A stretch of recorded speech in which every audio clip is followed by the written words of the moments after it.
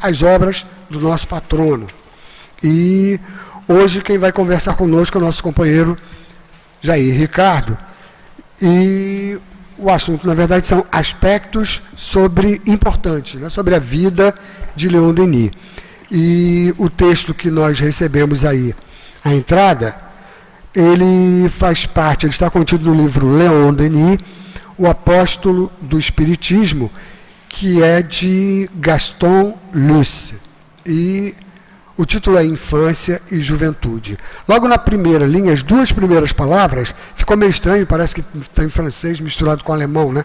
Mas vamos aí tirar o S, o Z do das, na verdade é da, né? E essa palavrinha que está em itálico, faïencerie, significa cerâmica, aquelas fábricas de louças finas, né? Onde o nosso patrono trabalhou. Então, na verdade da faïencerie de Saint-Pierre-des-Corps, passou a trabalhar numa outra casa comercial, mais perto de sua residência, e onde o trabalho era mais bem remunerado. Trabalhava no escritório, o que não o poupava dos rudes mistérios manuais. Carregava as peles nas horas de aperto, confiou-nos ele, ou manejava a marguerite, grossa peça de madeira para amaciar o couro.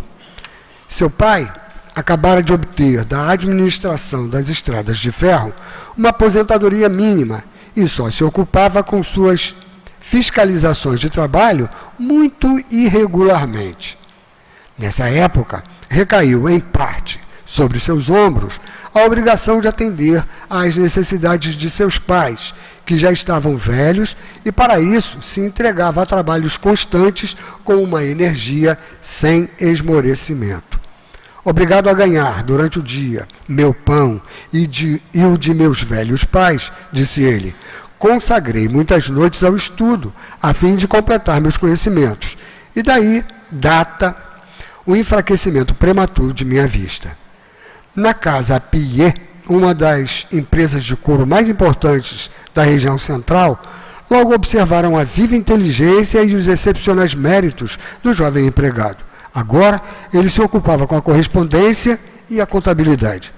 Fazia os registros nos livros com sua impecável caligrafia. Iniciava-se nas questões do comércio de couros. Desempenhando suas tarefas de dia, além de seus estudos, o adolescente abordava a geografia, a história e as ciências naturais, negligenciando o campo das matemáticas, onde poderia brilhar. Ocupava-se também com outras áreas do pensamento, interrogando os filósofos e a si mesmo com uma certa inquietude. Desde então, o enigma da vida se apresentava ao seu espírito com uma força imperiosa, e ele não era homem de se curvar diante do dogma do que não pode ser conhecido. Nós vamos então, para nos preparar para o estudo da noite, rezar juntos, nos preparando então para o trabalho. Graças a Deus. Mais uma vez, Senhor Jesus, nós aqui nos reunimos em Teu nome e certos de contar com a Tua assistência, com o Teu amparo, nós insistimos para que nós consigamos, nesses momentos de reunião, em Teu nome e sob a Tua proteção, nós consigamos nos desligar dos nossos problemas habituais, das nossas dificuldades, dos nossos preconceitos e medos, para que, nos unindo a esses corações amigos que já estão aqui atuando junto a todos nós possamos receber o esclarecimento e as energias de equilíbrio, de pacificação, de amparo, de que todos nós, espíritos encarnados e desencarnados aqui reunidos, estamos precisando. Nós te pedimos então, Senhor Jesus, que Tu nos abençoes nessa nossa empreitada, que Tu ampares o nosso companheiro Jair, a nossa Lúcia, que vão orientar o nosso raciocínio na noite de hoje. E certos então da Tua presença e da segurança que ela nos dá a todos, em teu nome, em nome desses espíritos amigos trabalhadores da nossa casa, em nome de Kardec, em nome do nosso patrono Leon Denis, e em nome de Deus, nós pedimos permissão para dar início aos trabalhos da noite. Graças a Deus. Vamos então, meus irmãos, passar a palavra ao nosso Jair, pedindo a Deus que o abençoe e que nós tiremos bastante proveito desse encontro.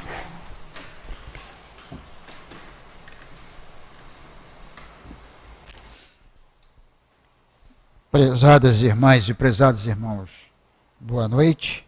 Que as bênçãos de Deus, a luz do Cristo, a proteção e o amparo de nossos amigos e benfeitores espirituais continue a nos impulsionar cada vez mais para frente, para cima e para o alto, como nos sugere Leon Denis.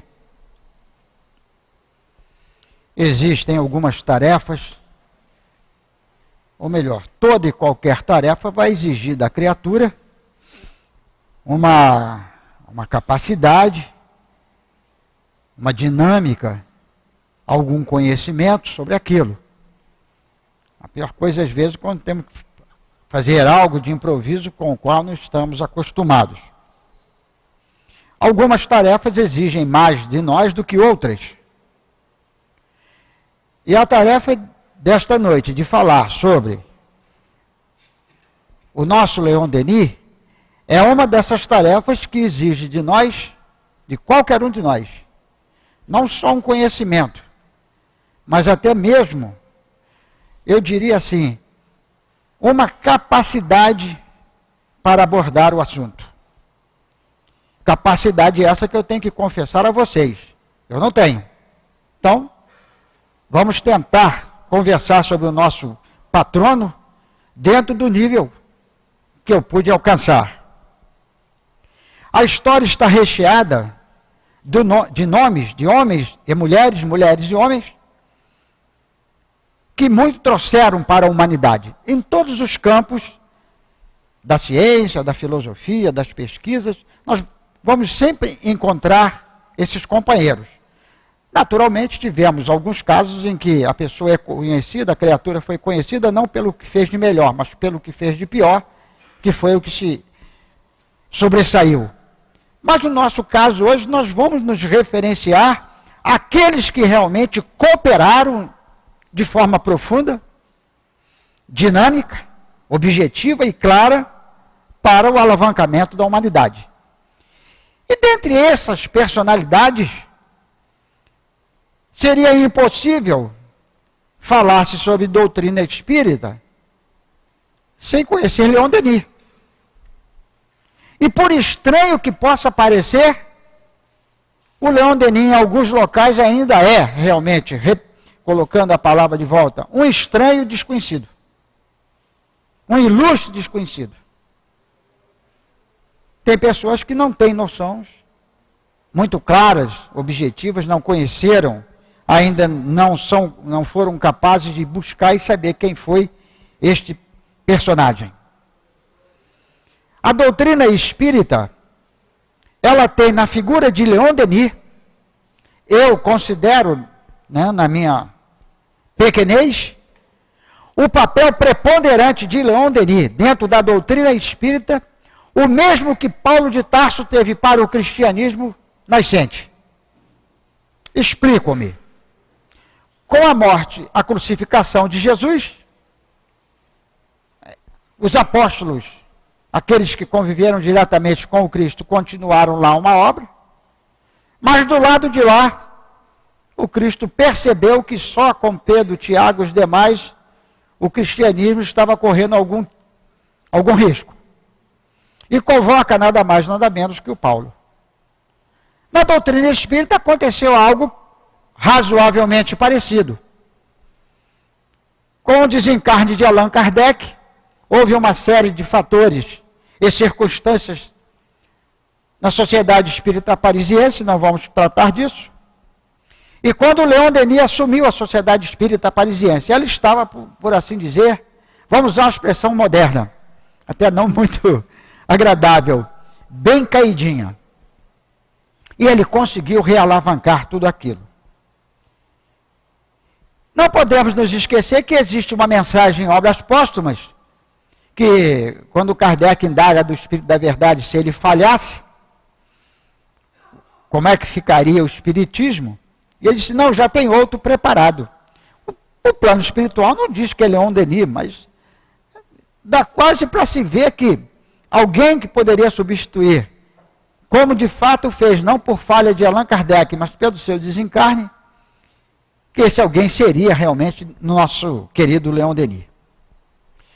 Nosso Leon Denis, ele nasceu, ou melhor, reencarnou em 1º de janeiro de 1846, é só fazer as continhas aí, né? 1º de janeiro de 1846. Família pobre, o pai trabalhador, tinha lá os seus méritos, mas era um tanto inconstante. Às vezes tem uma pessoa assim na família, né? Não para em emprego, briga com o patrão, quando pega cargo de chefia, se desentende com o subordinado. Era uma pessoa um tanto inconstante. Mas não era uma pessoa preguiçosa, não.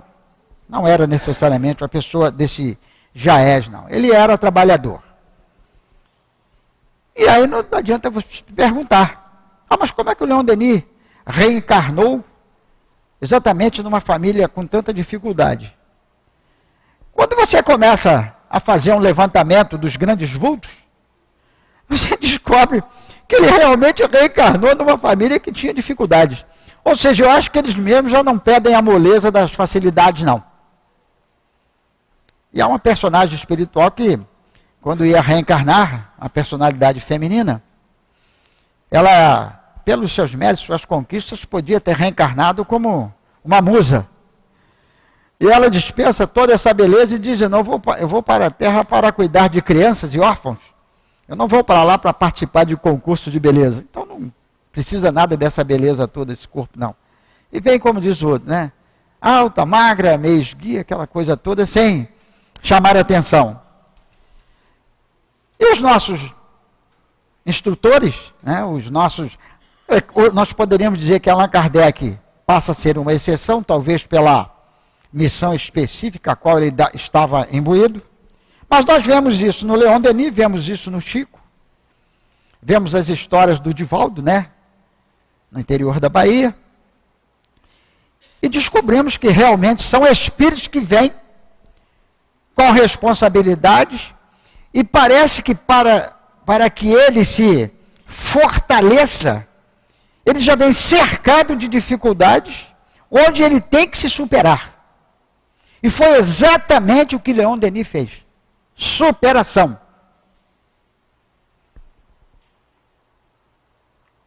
Teve uma infância difícil, como eu já lhes disse. Os seus estudos eram com muita dificuldade, o seu pai vivia sendo transferido de lugar para lugar. A sua mamãe sempre sonhando com o momento deles estacionarem para que o Leon Denis pudesse estudar. Mas não foi assim que aconteceu.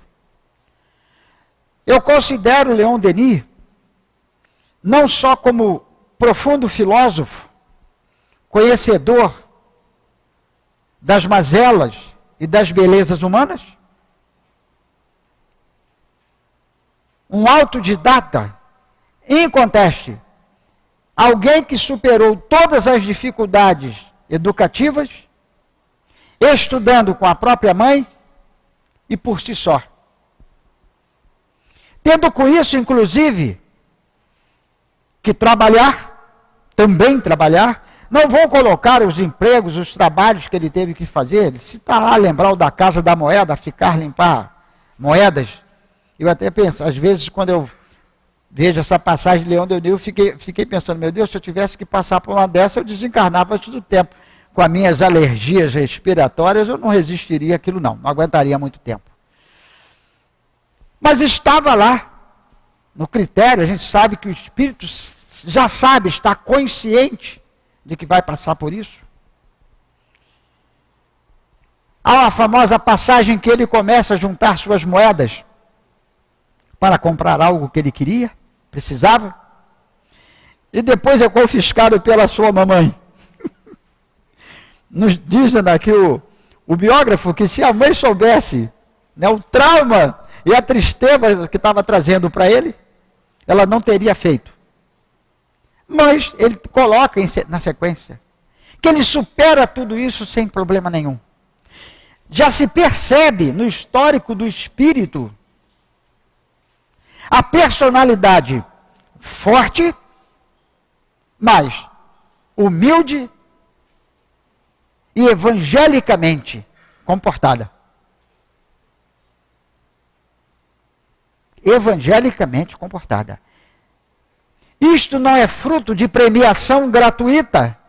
Isto vem conosco ou vem com alguém como fruto de trabalho que a criatura realiza através de muitas encarnações. E se nós considerarmos aí as revelações sobre as personalidades as quais ele conviveu dentro da nossa história, é compreensível que ao reencarnar no século XIX, ele já tivesse todo esse cabedal de conquistas. Espírito consciente de si mesmo. Espírito que já trazia a consciência plena, instintiva, profundamente estabelecida no seu íntimo. Nos comprova isso através da superação de um sem número de problemas que ele teve que enfrentar. Patriota, sem medo, calmo, tranquilo, bondoso, compreensivo, tolerante. E de que serve eu estar citando essa série de valores do nosso grande mestre Leon Denis? A importância está em que esses devem ser os nossos ídolos. Esses devem ser os nossos ícones a serem seguidos. Não nos esqueçamos da sua promessa encarnado. Contem comigo, chamem-me, convoquem-me.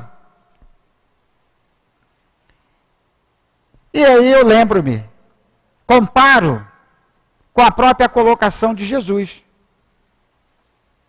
Quer dizer, você percebe nessas palavras do chamem-me, convoquem, eu estarei, serei um amigo de vocês? O ensinamento de Jesus lá atrás. Onde 2 ou 3 ou 1 estiver reunido em meu nome, aí eu estarei presente. Quer dizer, ele usa, de certa forma, nas suas expressões, compatíveis com os ensinamentos do próprio Cristo, se posicionando, se colocando à disposição de qualquer um de nós, para ser nosso amigo. E eu, às vezes, amolo o Leon Denis. No íntimo, né? Eu não vou ficar amolando o Leon Denis aqui fora. Já basta ele me trazer para o centro. Mas muitas vezes eu me questiono, eu pergunto intimamente. A resposta, eu não sou médium, daquele médium que a resposta vem na hora não, vem bisu. Às vezes passa uma semana, às vezes eu já até esqueci do questionamento, aí a resposta vem, eu me lembro quando eu perguntei. Né? Quando eu indaguei do plano espiritual. Dentro desse aspecto de situações interessantes, bom, devo dizer-lhes que o meu exemplar é da primeira edição, 1989. Como eu não sou nada egoísta, eu não empresto, não alugo e não dou. Se alguém precisar, eu até compro um novo e dou, esse aqui não. O altivo chegou e entregou na minha mão. E eu fui bobo, né? Podia ter pedido ele para fazer uma dedicatóriazinha, e não pedi. Estude esse livro sobre Leon Denis. Foi o que ele não perguntou para mim se eu queria. Não me vendeu o livro, não, ele me deu o livro. Estude esse livro, estude a vida de Leon Denis. Eu, como sou bem mandado, não fiz de imediato, não. Fiz 1 ano depois. Só isso. Foi quando eu comecei a entrar, eu caí dentro do livro. Realmente, é fantástica a jornada executada, exemplificada pelo nosso patrono dessa casa. Vamos ver alguns episódios. Eu vou num importante, a meu ver, porque eu tenho que falar algumas coisas com vocês. No meu livro, a página de hoje, Infância e Juventude, está na página 23. Tá? Depois eu vou dar uma passadinha aqui, para ver alguns aspectos que vocês têm aí na mensagem.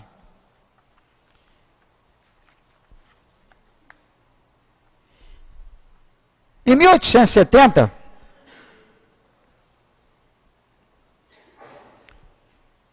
a França entrou no conflito, o famoso conflito franco-prussiano. Quando você estuda a história geral ali, você percebe que o estopim da Primeira Guerra Mundial, 1914, se dá exatamente na Guerra Franco-Prussiana. E não tem jeito, quando você estuda, continua o estudo, você descobre que o estopim da Segunda Guerra Mundial foi a Primeira Guerra. Não tem jeito. Esses três conflitos, eles estão espiritual e materialmente ligados. Não tem como escapar disso. E nesse período, em 1870, o nosso querido Leon Denis alista-se no exército francês como soldado. Não vou descrever as suas aventuras guerreiras, né? Mas patriota como ele era, alista-se no exército francês, parte para a guerra, alista-se como soldado e de lá volta como primeiro-tenente, promovido em campo de batalha. Por que eu estou colocando isso? Porque Leon Denis é um dos grandes exemplos do espírita que no momento de necessidade da sua nação, do seu país, ele se prontifica imediatamente a participar e a cooperar na defesa da pátria. Vale a pena lembrar que o conflito entre francos e prussianos é muito antigo. Isso demanda lá a época das Gálias. E havia inclusive xingamento, esse conflito se estabelecia até mesmo entre as crianças. As crianças eram educadas, ou melhor, perdoe-me, de um lado e de outro, eram deseducadas para se agredirem, porque aquele fulano é franco, é francês, e eu sou germano.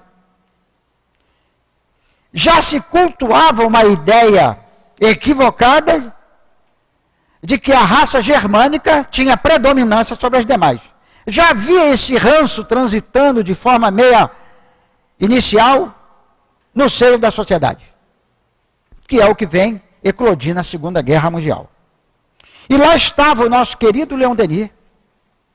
Em poucos dias de soldado, ele vai já para cabo, já passa a aprender o manuseio, o uso, a preparação da arma e já passa a instruir outros combatentes e prossegue na sua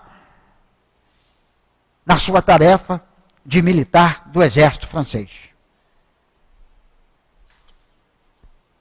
Eu perguntei, porque eu não consegui encontrar nada que me orientasse, eu até perguntei ao Altivo, se ele quisesse, ele poderia continuar no exército francês. Ele foi convidado para permanecer nativo. Se ele quisesse, teria permanecido nativo no exército francês. E não o fez porque ele tinha outros objetivos, já que o conflito terminou, havia terminado, e ele decidiu prosseguir na sua jornada. Abrindo antes de passar por uma outra situação, que é o treinamento oratório. Na busca, no nosso estudo, eu descobri que existe... algumas pessoas às vezes ficam um tanto nervosas ou preocupadas quando se fala isso, mas, gente, isso é história. Leon Denis era maçom. O que tem ser maçom? Quantos irmãos maçons tem na nossa casa? Vocês não sabem, mas eu sei. Não tem nada a ver, o camarada é maçom e é espírita. E eu descobri que existem obras sobre Leon Denis escritas por irmão maçom. Não na visão espírita, eles escrevem sobre o maçom Leon Denis, eles não escrevem sobre o Leon Denis, o espírita. Eu descobri hoje, até um escritor de São Paulo aí. Por que eu estou colocando isso? Para mostrar a importância do vulto que representa Leon Denis. E o seu treinamento oratório, ele vai se dar exatamente, né, após a sua iniciação maçônica, que é na loja dos Demófilos de Tours, Rito do Grande Oriente. Aí, não vou entrar em detalhe de Rito do Grande Oriente, de Rito Brasil, loja maçônica do Brasil, não vou entrar nisso aí não, isso aí o irmão maçom lá é que conversa com vocês, ou algum maçom que se disponha a falar sobre essas diferenças. E é lá que ele começa o seu treinamento, a sua oratória. É quase que uma exigência, isso aí eu sei porque através dos irmãos maçons a gente fica sabendo. É quase que uma exigência para os nossos irmãos maçons que ele tenha a capacidade da oratória, né, do discurso, da capacidade de falar. E um detalhe, ele tornou-se o orador mais aplaudido. O orador mais aplaudido. Por quê? Ele tinha conteúdo, apesar da sua idade, da sua pouca idade. Ele trazia consigo um manancial de informações coletadas naquela sua encarnação e também um manancial de informações acumulados naquele espírito, através de um sem número de encarnações que se estende pelo passado nosso histórico aí para trás.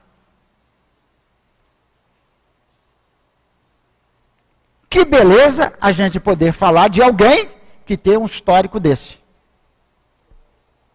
Que beleza nós podermos ter um companheiro desse como patrono de nossa casa.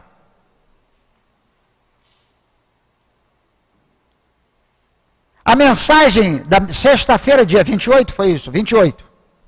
É exatamente uma mensagem proferida por Leon Denis através, né, da psicofonia do nosso saudoso e querido Altivo Panfiro. Eu até vou adiantar para vocês, eu vou encerrar o nosso estudo com leitura de 2 trechinhos da mensagem. Não adianta me pedir porque eu só tenho essa. Né? Não, se algum afortunado que chegar primeiro pode até levar, porque eu descobri que eu estou com uma dentro do carro. Tem uma dentro do carro, eu posso guardá-la. Então, o que acontece? Esse treinamento para ele foi muitíssimo importante, porque no futuro, quando ele se mergulha dentro da doutrina espírita de corpo e alma, e naturalmente que o seu trabalho na loja maçônica teve que diminuir de forma gradativa, à medida que ele teve que assumir as diversas posições dentro da administração, da condução do espiritismo, principalmente depois do desencarne de Allan Kardec. Essa sua oratória, esse seu treinamento foi fundamental. Nas várias palestras, nas várias conferências, nos vários encontros realizados pelo mundo afora. E tem até uma curiosidade que quem trouxe para nós foi a nossa querida Maria Emília. A Maria Emília visitou a República de Cuba, a ilha de Cuba. E ela descobriu que lá tem o Espiritismo bem atuante. Eles têm uma placa comemorativa de um desses grandes conferências que houve na Europa. Cuba estava presente, e eles têm lá a placa comemorativa que eles guardam com ele até hoje. Nem o regime cubano, que não é lá muito tolerante com a questão religiosa, conseguiu, vamos dizer assim, eliminar, de certa forma, são poucos, não são muitos, mas a ideia espírita continuou viva na ilha de Cuba, com meia dúzia de abnegados, mas continuou. E ela nos trouxe essa notícia de que eles possuem uma placa comemorativa, né, justificando ou marcando a presença de Cuba numa dessas conferências. Isso é muito interessante, porque eu estou falando de uma ilha que, como eu disse, eles não têm lá muita tolerância com a religião, não nos cabe aqui qualquer discussão em torno disso, ou qualquer crítica. estamos encarnados aonde precisamos estar encarnados, né? As dificuldades nós temos que enfrentá-las, e isso existem 3 palavras, né? Que eram muitas vezes proferidas por Emmanuel para Francisco Cândido Xavier. Dignidade, dignidade, dignidade. Tem que se enfrentar as dificuldades, aí dá até uma rimazinha, com dignidade. Você não tem que levantar a cabeça e seguir em frente. Tem que encarar aquilo. Dotado do verdadeiro dom da palavra, entregava-se à arte oratória sob a inspiração de seus guias, seus únicos mestres da eloquência.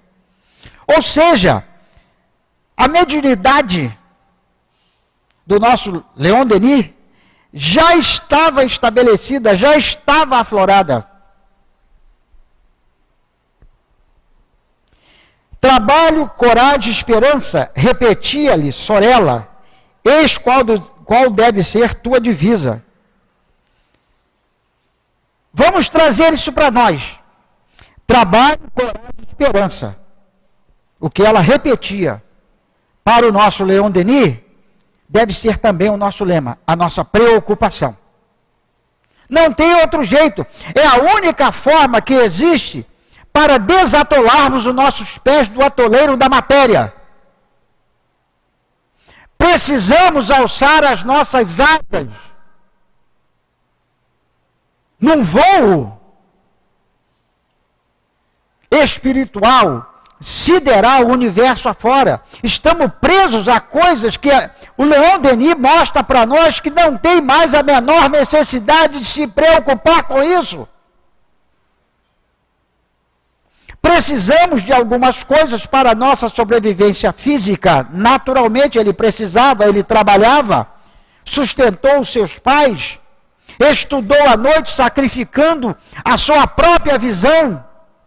Lembremos-nos que Leon Denis jovem, a luz elétrica não era ela só se estabelece no final do século XIX, que começam a ter as primeiras coisas, né, as primeiras experiências na criação da lâmpada e outras coisas mais.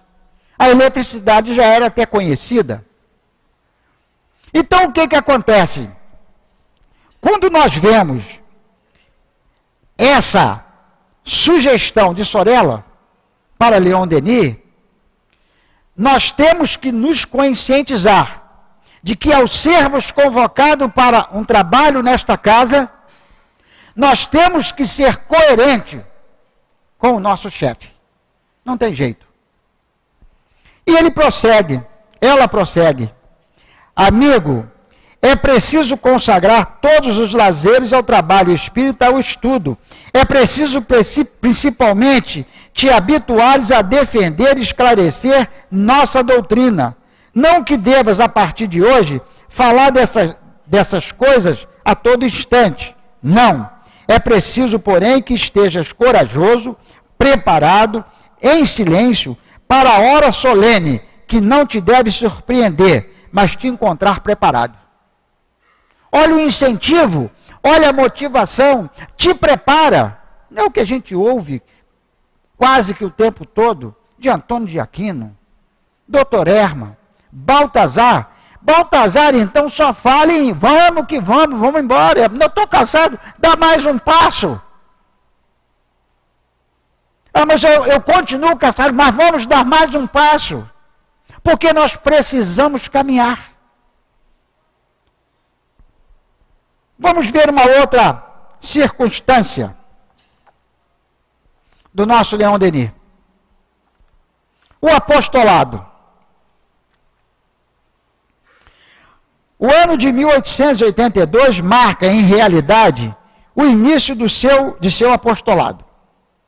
No decorrer desse curso doloroso que o destino lhe impôs, Denis se fecha sobre si mesmo para melhor medir suas forças, em face das duras etapas que deverá percorrer.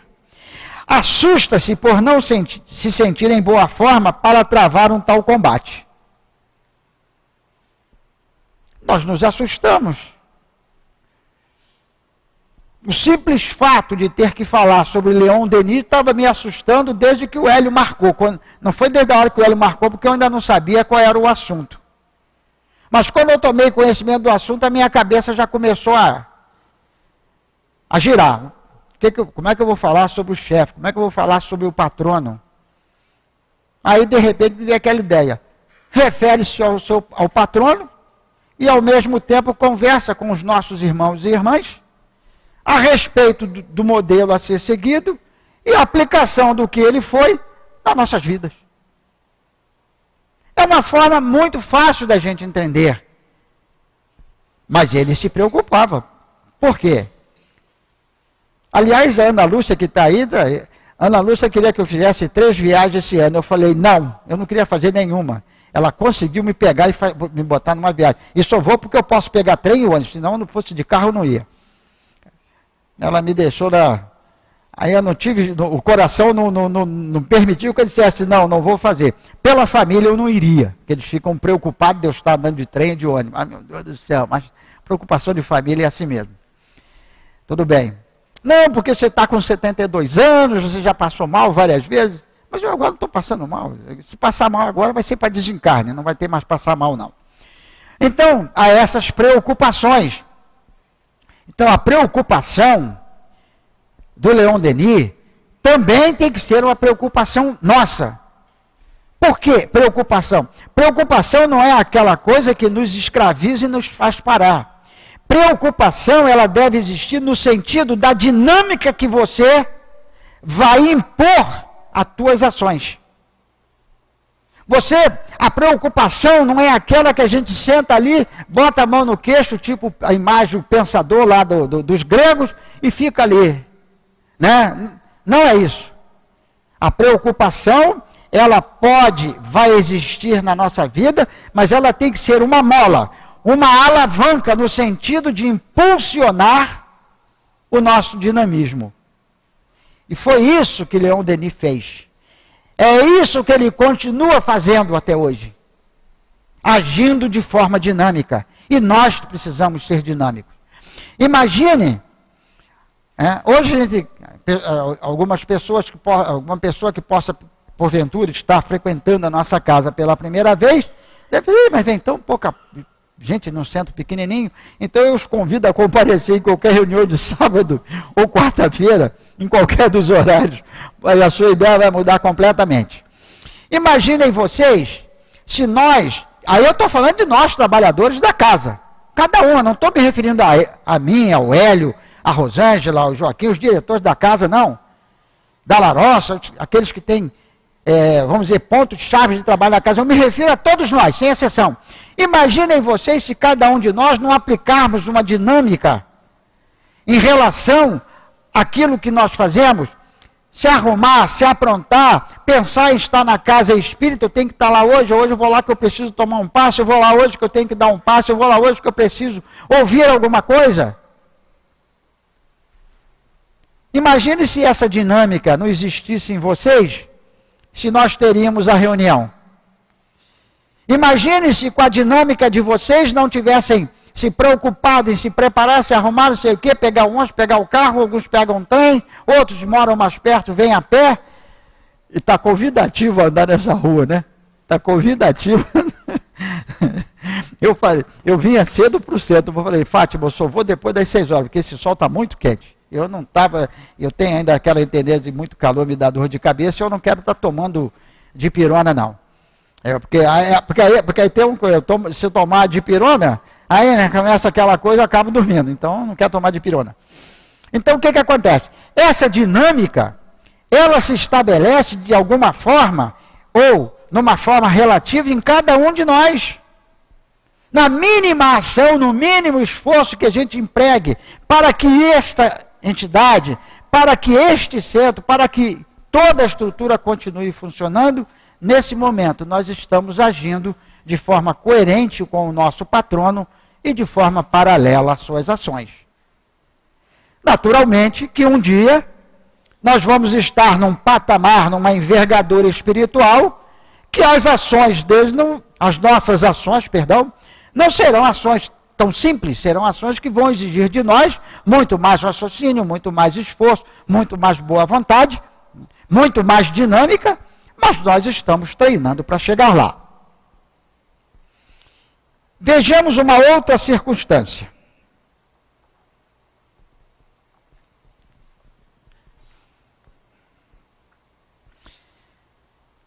A ideia que se faz desses grandes instrutores, principalmente na doutrina espírita, é que não tem problemas. Quem não conhece, né? Allan Kardec famoso, Leon Denis famoso, Divaldo famoso, Chico famoso. Para nós que somos detalhistas e estudamos as vidas de todos eles, a gente descobre que a vida deles, em muitos momentos, são formados de autênticos corolários de dor, de provas e decepções. Decepções, Jair? Sim, decepções. Decepções. Não no sentido comum. Porque quando a gente fala em decepção, eu me decepcionei com o Jair. Ele me falou uma tremenda de uma bobagem num estudo que ele fez na casa. Essa decepção, ela pode ter um caráter até de não querer mais ouvir qualquer estudo meu. Ela pode ter o caráter apenas crítico, momentâneo daquela falha. E outras nuances que possam surgir por aí afora. Mas ele teve. E não há como não entender isso. Aonde houver homens, mulheres, onde houver uma coletividade de criaturas, sempre haverão problemas. Nossa casa tem problemas? Tem. Nós temos homens e mulheres. Tem tanto Jair aqui nessa casa. Temos problemas. Gente, eu já briguei com o companheiro da casa de discutir. Graças a Deus que não tem palavrão, né? Expressão de baixo escalão, não. Mas agir assim falar de forma ríspida com ele falar de forma ríspida comigo. Por quê? Nós ainda estávamos na faixa do responder à altura. E eu fui bem educado. Rosto que mamãe beijou, malandro não bota a mão. Se botar a mão, vai levar um tapa na cara. Acontecia uma brincadeira dessa, estava estabelecida a briga entre crianças, entre meninos. Chamavam isso de educação. Para mim, hoje, desculpe, me perdoe, eu sou daquela época, mas eu vejo como deseducação. Se você apanhar na rua, quando chegar em casa, vai apanhar de novo. Então, se eu apanhasse na rua, o melhor que eu fazia é ficar de bico fechado para não apanhar de novo. Era o que eu fazia, porque afinal de contas eu tinha um pingo de juízo, né? Não tinha muito não, mas tinha um pingo de juízo.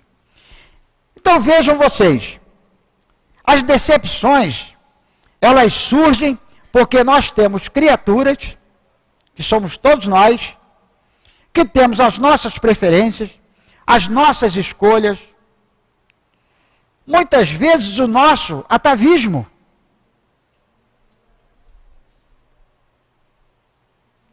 Eu já vivi uma situação bem engraçada, há muitos anos atrás. Estávamos conversando sobre questões mediúnicas, baseado em algumas informações do livro Obras Póstumas. Desculpe que são tantas obras que eu acabo me enrolando. E de repente uma pessoa diz para mim o seguinte: mas na Bíblia não está escrito isso. Eu, sinceramente, eu nunca me vi numa situação assim tão fora de controle. Eu só disse, tudo bem, eu respeito a sua opinião lá, mas a doutrina espírita coloca isso. Porque ia de encontro direto a uma colocação lá do Antigo Testamento. Tinha a ver com aquela história de proibir a mediunidade, que está em Deuteronômio 13, Está lá em Deuteronômio 13, que é o último livro atribuído a Moisés. Mas se você for no livro de Números, eu não lembro o capítulo, o título é A Missão dos 70, você vai ver que lá tem uma passagem, que esse capítulo lá no livro de Números é um capítulo bem grande. Ele fala, né, o primeiro livro que vem depois do Deuteronômio, ali eu esqueci o nome do personagem, mas que já convivia com Moisés. Ele assume praticamente o lugar de Moisés. E dois médios lá começam a profetizar, eu vou usar a palavra da época, né? Na realidade começam a usar do dom da psicofonia, porque não era nem tratado com esse nome naquela época, e começam a profetizar dentro lá das regiões de uma das tribos. E esse companheiro corre lá, pede a Moisés autorização para passá-los pelo apedrejamento. E Moisés proíbe. E ainda diz mais, antes todos de Israel fossem como eles. Por quê? Moisés sabia distinguir entre a mediunidade praticada pelos sacerdotes de Baal e a mediunidade praticada pelos que seguiam, no caso bíblico, né, os ensinamentos de Jeová. Ele sabia essa diferença. Ou seja, ele diferenciava o médium complicado do médium não complicado. Está lá. E até hoje ninguém fala. Quando você vê o combate à mediunidade, você vê o combate em cima de Deuteronômio 13. Mas ninguém fala lá da missão dos 70 que está no livro de Números. Essa ninguém fala. Então, 2 pesos, 2 medidas. Eu vou botar 2 pesos, 2 medidas para não usar uma outra expressão que seria encaridosa. Dissemos anteriormente que o discurso de 19 de junho de 1910 sobre o século XX, em Paris, na Sala dos Agricultores, marcava o fim de sua carreira de conferencista.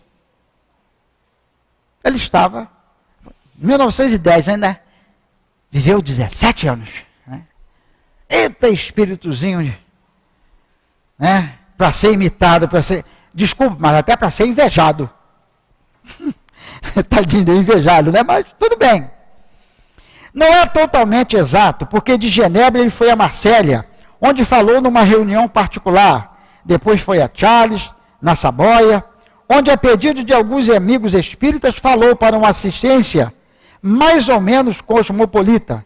Dessa vez seria a retirada definitiva, pelo menos era o que pensava. Vamos nos lembrar do nosso grande, também saudoso, Chico Xavier. Me lembro dele, velhinho, né? Psicografando as pessoas, ajudando, porque havia momentos em que ele escrevia até meio já que enviesadozinho, porque a coordenação motora já não estava, porque a gente escreve mais ou menos reto, não fica retinho não, mas mais ou menos reto. E a dele não, tinha que ter uma paciência. Por quê? São espíritos que, como Leon Denis, trabalham até a vez de desencarne. E às vezes, quando eu surge aquele, eu vou chamar de pensamento espiroqueta, porque é uma espécie, né, lá, uma minhoquinha lá que eu vi lá num troço que, um movimento rápido que agride cérebro, agride um monte de coisa. Na minha área de medicina não, mas quando a gente visita alguns lugares, eles mostram para nós. Quando a gente vê um espírito desse, e que me aparece um pensamento meio complicado, espiroqueta desse, acho que hoje eu não vou no centro, não. Aí eu lembro-me do nosso patrono, cego nas últimas, vítima de uma pneumonia atroz. Eu nem sei, Hélio, a penicilina já havia sido inventada, descoberta? Não. Não, acho que no desencarne. Não, em 1927 já tinha penicilina, não tinha? Fleming, né? Um tal de Fleming que... Eu acho que tinha, não sei não. Não tenho bem certeza não. Mas, de qualquer forma, ele era vítima de uma pneumonia. Com certeza, uma situação muito grave. Cego, desgastado no nível mais avançado. Estava ele a ditar as últimas páginas, as últimas palavras da sua obra que entraria no prelo para ser publicada. Por que eu estou colocando isso? E comparar conosco? Naturalmente que todos nós temos as nossas preocupações familiares, profissionais, sociais, de necessidades materiais, que tem mesmo, faz parte da rotina. Mas não nos esqueçamos nunca do centro. Venhamos aqui trabalhar. Ah, mas eu não sou médium. Vai lá ouvir a palestra, vai lá, ajuda a entregar um papelzinho na coisa. Se inscreve nos cursos. Estabelece para você uma rotina de trabalho. Mas eu vou ter que ser que nem você, que tem que vir todo dia no centro? Não, meu irmão. Por enquanto, estamos vindo. Alguns aqui da casa vêm todos os dias ao centro. Nem que seja para passar por aqui. Às vezes, eu banco, ainda me lembro das rondas de quartel. Às vezes, no final de semana, eu pego o carro, não tem nada no centro, eu venho aqui, dou uma voltinha em frente do centro. Para não perder o costume. A gente chega a um ponto, eu estava um dia desse, ontem, conversando com alguém, uma coisa interessante. Esses dias que estão suspensos, né, aí o pessoal botou que estamos de férias no nosso trabalho mediúnico, nos trabalhos, não necessariamente os trabalhos mediúnicos, mas necessariamente o trabalho de socorro espiritual aos espíritos. Os trabalhos de sexta-feira. Eu tenho sonhado com os trabalhos da casa, vindo aqui, vendo as pessoas sendo socorridas. Mas aí não dá para você mudar para outro canal? Não dá, é melhor estar nesse canal do que estar naqueles canais nada saudáveis, né? Porque se eu me desligar desse canal, eu corro o risco de mergulhar num canal aí meio pornográfico, espiritualmente se falando. Então é melhor não se desligar desse. E aonde, com quem que a gente aprende isso? Tá, 5 minutos. Com quem nós aprendemos isso? Nós aprendemos isso com companheiros que nos deixaram um legado de informações, de exemplos, de realizações que perdura até os dias de hoje. E que tem servido tantas vezes, para mim muitas vezes, não sei para vocês quantas vezes. Para mim eu diria, diariamente, 24 horas eu tenho que estar pensando em alguma coisa de espiritismo. Mas aí, vou repetir, não dá para mudar o canal? Eu prefiro não mudar, porque eu me conheço. Eu me conheço, então eu já sei. Se eu mudar o canal, eu começo a pensar bobagem. Então, pelo menos eu me imponho essa regra. Vamos ver. Tinham outras coisas, mas a hora voa, né? Vamos lá. Já vimos alguma coisa sobre eles. Na nossa página, rapidamente, é o último parágrafo, penúltimo parágrafo. Desempenhando suas tarefas de dia, além de seus estudos, o adolescente abordava a geografia, a história e as ciências naturais, negligenciando o campo das matemáticas, onde poderia brilhar. Lembrando que lá no período da guerra ele foi furriel. Furriel era o camarada que cuidava de contar, né, o dinheiro de fazer o pagamento dos soldados, dos militares que estavam na guerra, que estavam em combate. Furriel cuida das finanças da companhia onde ele está estabelecido.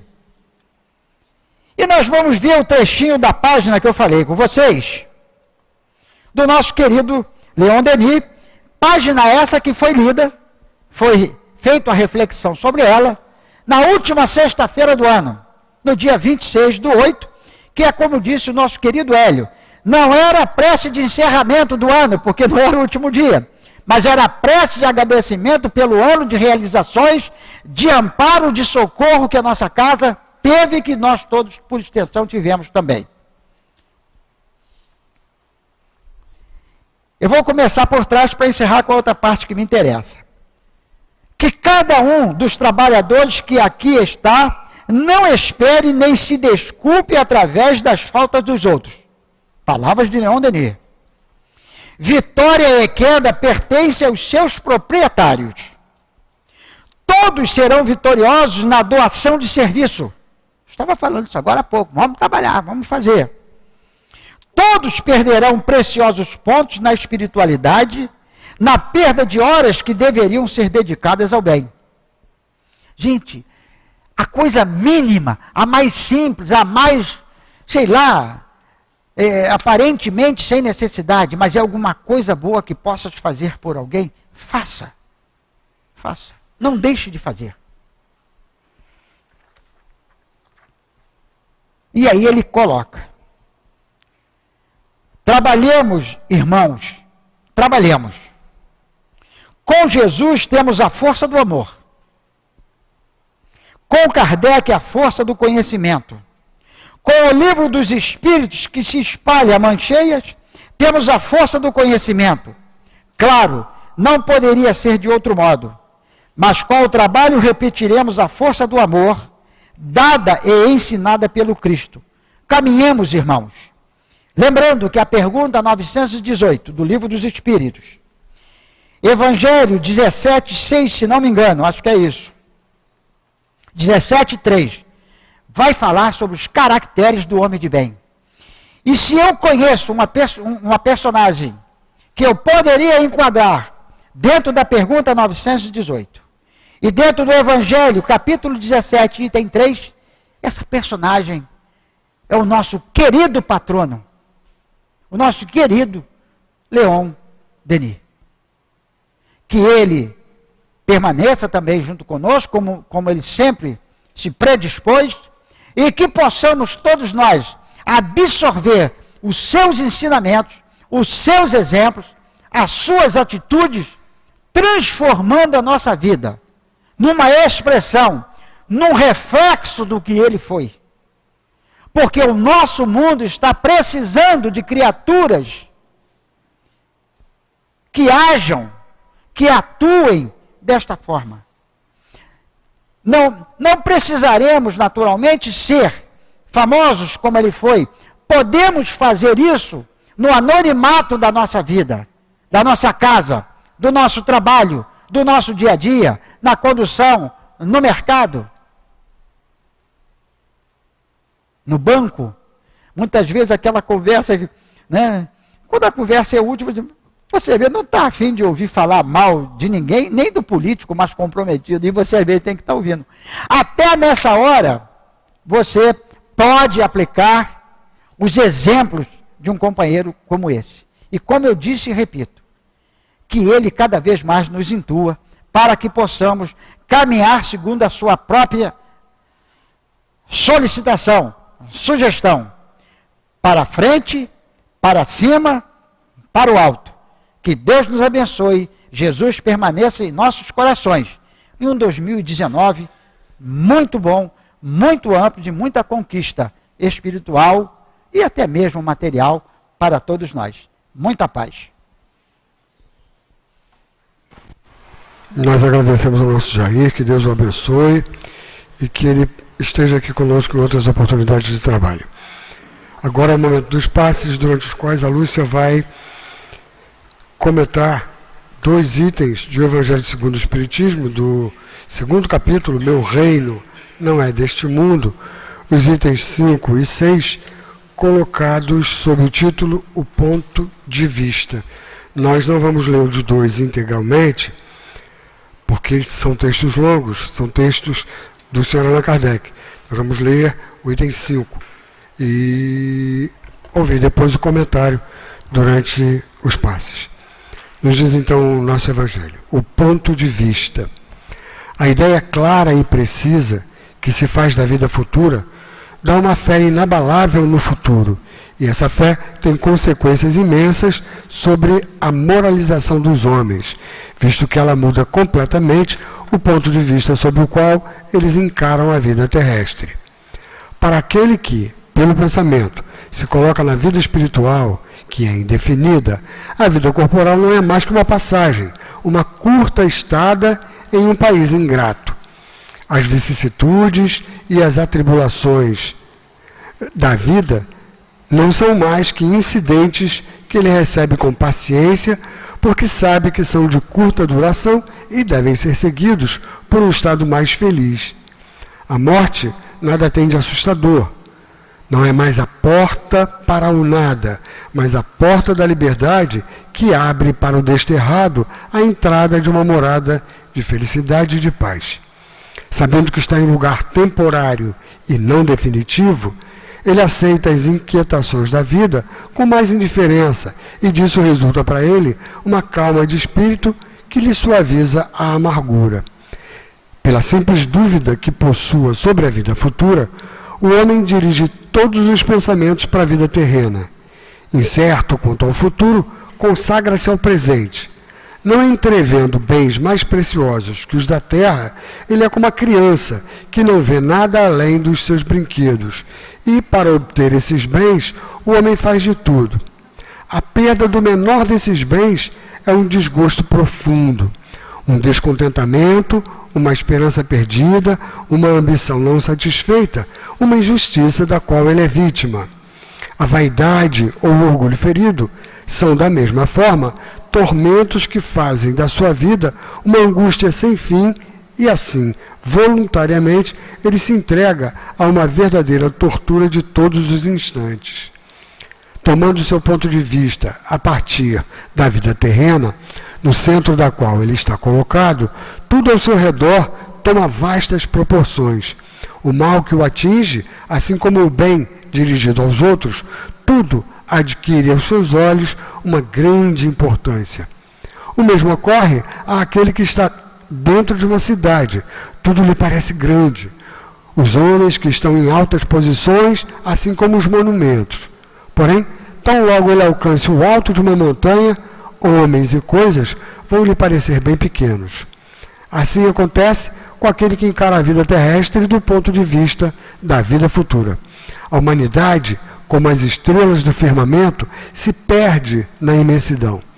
Ele percebe então que grandes e pequenos se confundem como formigas sobre um monte de terra, que proletários e soberanos têm o mesmo valor, e lamenta essas criaturas efêmeras que tanto se empenham em conseguir na vida terrena um lugar que as eleva tão pouco e que devem conservar por tão pouco tempo. Vemos então que a importância que se dá aos bens terrenos está sempre na razão inversa da fé na vida futura. A gente deixa então a leitura do item 6 para que os companheiros façam posteriormente. Agora, nós pedimos aos médiuns que, obedecendo à orientação dos responsáveis, se dirijam ao local adequado para esse trabalho mediúnico, que é a tarefa de passes, que nós lembramos é limitada, é restrita aos companheiros da casa, médiuns já previamente preparados para ela. Vamos procurar não dar muita atenção a esse momento em que a movimentação se faz necessária. Ao contrário disso, vamos procurar manter o nosso equilíbrio, a nossa pacificação. Vamos, nesse momento de prece, de boas vibrações, vamos procurar sintonizar os nossos amigos, irmãos, companheiros de caminhada, que nós saibamos necessitados de socorro, de ajuda. Vamos interceder por eles, junto aos amigos espirituais, junto a Jesus, para que, onde quer que estejam, eles também possam sentir esse momento de boas vibrações e aurir essas energias benfazejas que agora nós vamos conseguir no momento dos passes. Nós convidamos também os companheiros internautas para se unir a nós nesse momento de prece e de boas vibrações. Graças a Deus. Nesse momento, Senhor Jesus, em que mais juntinhos de nós sentimos esse abraço amigo, esse envolvimento carinhoso, caloroso, nós, agradecidos, insistimos junto ao teu coração generoso, junto a esses bons amigos espirituais, que, conhecedores das nossas tantas dificuldades e em tantos momentos na nossa vida, da nossa demonstração de insegurança, de fraqueza, nós insistimos para que nós consigamos solidificar em nós mais e mais a certeza de que o amparo, a proteção, a orientação do teu coração generoso, Senhor Jesus, através desses teus emissários, trabalhadores do bem, não nos hão de faltar. Que nos nossos momentos, então, de testemunho, nos lembremos desse abraço carinhoso, desse envolvimento generoso que vamos sentir agora, nesse momento, na certeza de que esses amigos estarão conosco, bastando que, como nos disse o nosso patrono Leon Denis, nós nos dirijamos a eles e nós busquemos essa ajuda. Abençoa-nos, Senhor Jesus, nesse momento, e permite que, com a tua permissão, com a permissão de Deus, nós iniciemos um momento de paz. Graças a Deus. Que a infinita misericórdia de Deus nosso Pai possa nos envolver nesse instante, que possamos perceber e guardar em nós os fluidos de pacificação, o bálsamo de harmonia e equilíbrio que nos chegam nessa hora através das mãos amigas dos companheiros médiuns. Kardec, na lição da noite de hoje, nos mostra que a ideia que se tem da vida futura faz toda a diferença na maneira de o homem se conduzir na vida terrena. E isso gera consequências imensas sobre a moralização da humanidade. Se o homem compreende perfeitamente a vida futura, a vida imortal do espírito, menos importância dá às dificuldades, aos incidentes do caminho, porque entende que essa vida corporal é passageira e como uma curta estada num país ingrato. Entende também que, se suportar com paciência essas dificuldades, um estado mais feliz o aguarda na vida futura. Assim, o fenômeno da morte do corpo perde todo o seu caráter assustador, porque não representa uma porta para o nada, mas a libertação do espírito para um estado mais feliz. Sua estada na Terra é temporária e não definitiva. Por isso, aceita as dificuldades da vida e daí resulta uma calma que suaviza suas dores. O homem que duvida da vida futura tem todos os seus pensamentos dirigidos para a vida terrena e só enxerga o presente. Toda a atenção se concentra na vida material e a perda de qualquer bem transforma sua vida num desgosto profundo. Colocando-se dessa forma, todo o mal que o atinge e atinge aos seus, numa dimensão desproporcional. Mas se ele encara a vida terrena como breve passagem num lugar difícil, as coisas mudam de aspecto. É como quando contemplamos uma cidade do alto de uma montanha. Tudo parece reduzido e toma importância relativa.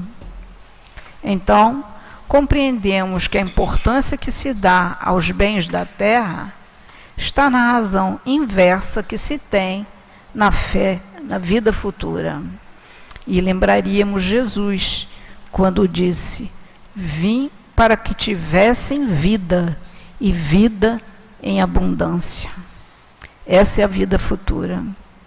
Muitas pessoas alegam que, se valorizássemos a vida futura, não atenderíamos às necessidades da vida presente. E Kardec nos mostra que não é bem assim. O homem instintivamente busca seu bem-estar em qualquer lugar em que se encontre. Por menos tempo que seja, ele tentará proporcionar-se o melhor possível. É um instinto de progresso que o impulsiona. Aquele que considera a vida futura dá à vida presente uma importância relativa e facilmente se consola de suas dificuldades, aguardando seu destino futuro. Deus não condena as satisfações terrenas, mas o abuso delas em prejuízo das coisas da alma. Aqueles que se previnem contra esses abusos aplicam a si mesmos as palavras de Jesus: meu reino não é deste mundo. Que o Senhor Jesus nos abençoe, nos conduza, hoje e sempre. Graças a Deus. Agora agradecer. Agradecer a Deus, Pai bom, justo e misericordioso, por essas oportunidades que nós estamos tendo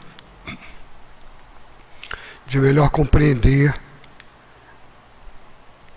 as situações à nossa volta, de melhor nos compreender a nós mesmos e de buscar, dessa forma, uma melhor aceitação das nossas dificuldades, certos de que nós as temos ainda, e as dos nossos irmãos de caminhada.